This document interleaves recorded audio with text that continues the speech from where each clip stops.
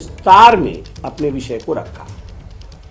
और वोट चोरी अगर वास्तविक रूप में किसी ने किया तो किस 3 ओकेजन पे, किस 3 समय पर वोट चोरी हुआ, यह भी माननीय गृह मंत्री जी ने बताया।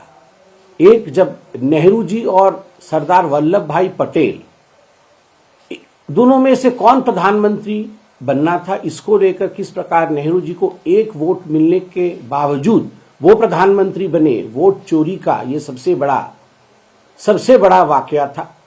दूसरा, 1971 में रायबरेली से इलेक्शन किस प्रकार करप्ट प्रैक्टिसेस के माध्यम से इंदिरा गांधी जीती थी, ये वोट चोरी का एक बहुत बड़ा उदाहरण था।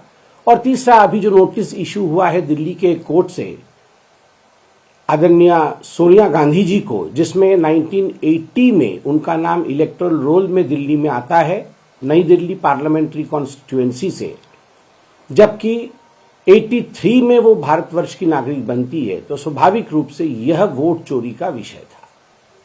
ये सब विषय कांग्रेस पार्टी ने सुना, वो मौजूद थे सदन में।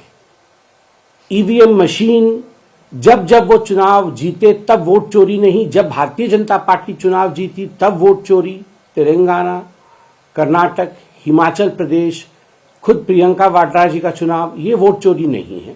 मगर जहां जहां बीजेपी जीती, कड़वा कड़वा, थू थू, मीठा मीठा, गप गप, इस विषय में भी अमित शाह जी ने बोला तो कांग्रेस पार्टी ने सुना।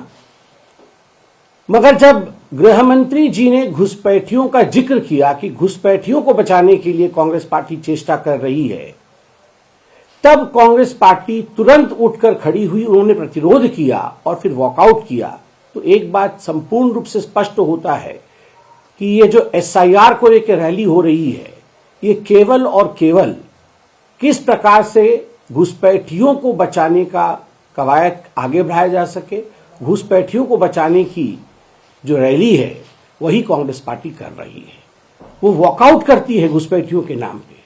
आप सुनिए, प्रधानमंत्री जी ने भी कहा था इस विषय को बिहार के चुनाव के समय। आप सुनिए किस प्रकार से सदन में खड़े होकर अमित जी ने जब घुसपैठियों के विषय में कहा, तब तुरंत वॉकआउट करती है कांग्रेस पार्टी। स्वाभाविक रूप से कांग्रेस पार्टी को सोचना होगा कि आखिरकार ये जो अपीजमेंट की राजनीति है, तुष्टीकरण की राजनीति है, कब तक ये करेगी।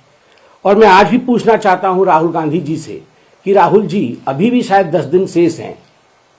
आपको अगर लगता है कि बिहार के चुनाव में किसी सीट पर गड़बड़ी हुई है, तो अभी भी 45 दिन में 10 दिन शेष होंगे जब आप जाके कंप्लेंट कर सकते हैं। कोई कंप्लेंट नहीं, एक भी कोर्ट में केस नहीं, इलेक्शन कमीशन में एक भी किसी बूथ के ऊपर कंप्लेंट नहीं, मगर आप रैली कर रहे हैं।